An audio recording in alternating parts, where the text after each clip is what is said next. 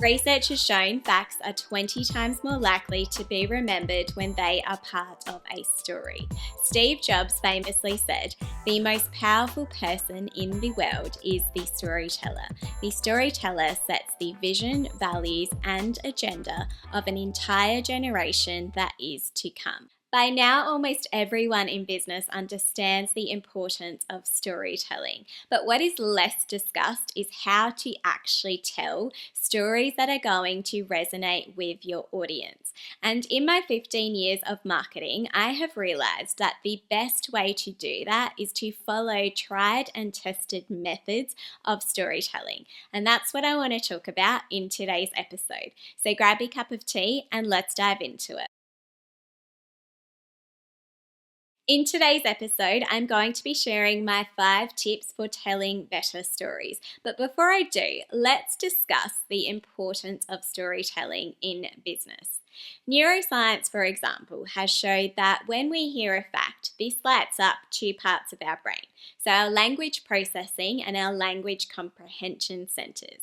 But when we hear a story, this increases by 5-fold. So our brain is more actively engaged in what we are hearing. So we're more likely to remember it. And before you think that it is better in business to simply stick to the facts, remember that humans for thousands of years have been evolutionarily hardwired to make sense of their experiences through storytelling.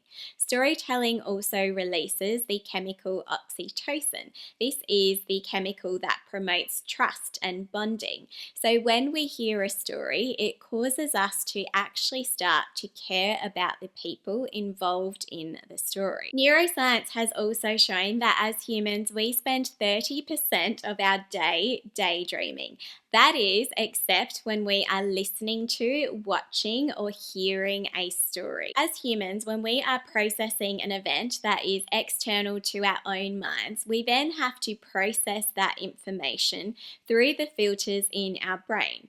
And those filters include things like our values, our beliefs, our memories, our past decisions. When you tell stories, you increase your chances of connecting with your people because you're speaking to their values, their beliefs, their experiences, which leads me to my first tip. Tip number 1 is to know your origin and your founder story. And this applies whether you are working for yourself or you're working for someone else. In personal branding, I find that we often overemphasize the importance that we place on our most recent industry experience, and we underemphasize everything that might have happened before that could be relevant to the personal brand that we are trying to establish. Remember that humans crave context. Just think about your favorite movies, TV shows, or books that you have read.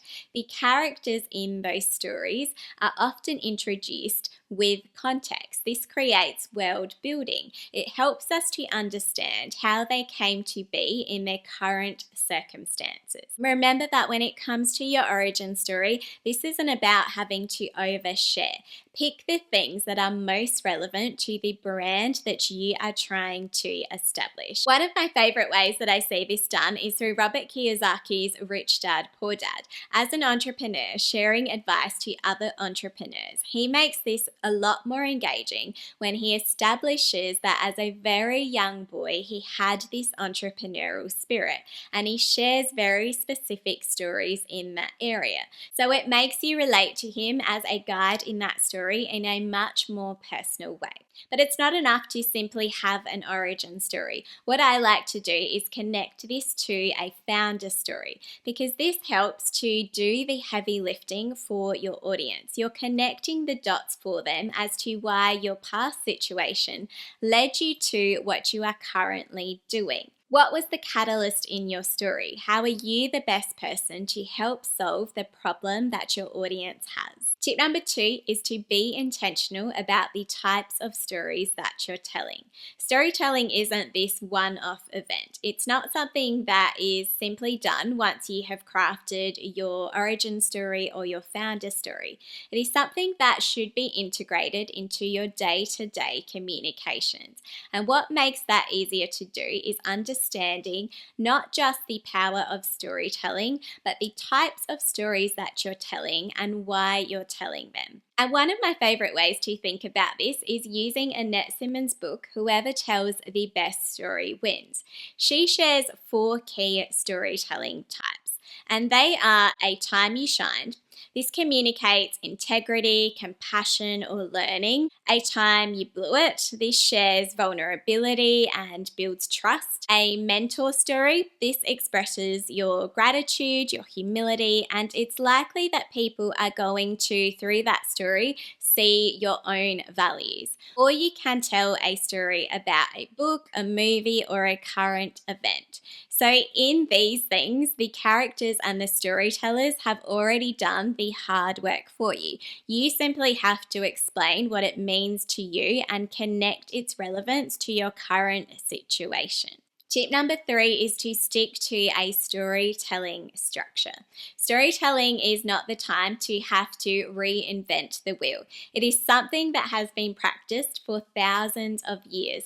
So use a framework that is going to help you to tell better stories. One of my favorite frameworks for storytelling is Donald Miller's Story Brand, which he talks about in detail in his book, Building a Story Brand. This is a framework that I lean on for almost all of my communications, and I promise you that once you understand this framework, you will start to see it in almost all storytelling, from your movies, your TV shows, and any books that you are reading too. And it is a 7-part framework, and it begins with number 1, a character. Now remember that when it comes to communicating in business, your audience is the hero, not you. Number 2 is your character has a problem. 3, they meet a guide, and this is where you or your brand come in. And you have 2 key characteristics, and that is empathy and authority. You understand the problem that your character has experienced, and you have the skills and the capability to be able to help them with that problem. Number 4, you give them a plan. Number 5, you call them to action. 6, that helps them avoid failure. 7, and ends in success. So to recap, that is a character has a problem. They meet a guide with empathy and authority who gives them a plan and calls them to action that helps them avoid failure and ends in success. So you're taking them from that problem state to that transformation state, to that promised land of that thing that you can help them with. And you're positioning yourself as the guide in that story. You understand the path that your hero in the story has traveled, and you can help to pave the way for them to reach that transformation state, that promised land that your skills and your capability and experience is able to provide. And if you want to simplify this storytelling framework down even further, then simply remember to think in 3s. What is the problem that your audience has? What is the solution that you have to offer the marketplace? And what is the transformation that they will experience? Tip number 4 is to create a sensory experience. As humans, we process information through our sensory modalities. So when you are coming up with your stories, remember to consider how you are making them a more complete sensory experience. Consider the senses of sight, sound, touch, smell, and taste. Creating this sensory experience is the icing on the cake for your storytelling, because it aids what is called narrative transportation. That is taking your audience from where they are into the story. By adding more sensory elements to your story, you build that connection with your audience. Tip number 5 for your storytelling is to show, don't tell.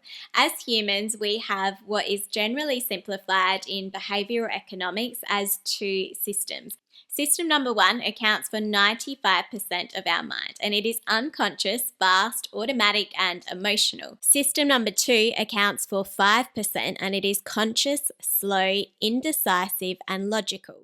The most effective branding strategies will speak to system number one because, as marketers understand, people buy emotionally first and then rationalize with logic. So, when it comes to your storytelling, remember that sometimes it's not actually your words that matter.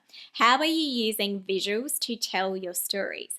You can use visuals to speak to the unconscious mind before you have even said a word. They can be used to frame or prime your audience for your main messages. For example, for your website or any other brand imagery, instead of choosing generic options, you can be intentional about your image choices with an objective of storytelling. How are you showing transforming your audience from the problem state that they are experiencing into that desired end transformation state that you can help them to achieve? One of the other ways that I like to encourage my personal brand coaching clients to show and not tell is through sharing the other characters in their story.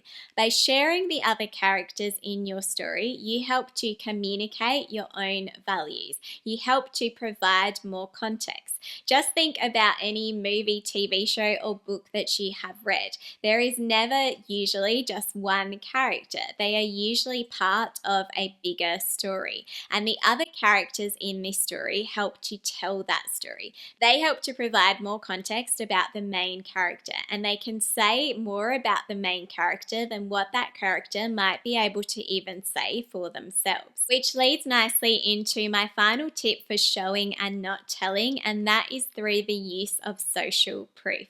Now, the most obvious way that you can do this is through the use of testimonials. These will help to tell a story for your personal brand or business. But there are also other ways that you can add to your credibility and to demonstrate social proof. That might be, for example, through things like you engaged in a speaking opportunity or a media opportunity, or perhaps with a book that you have written.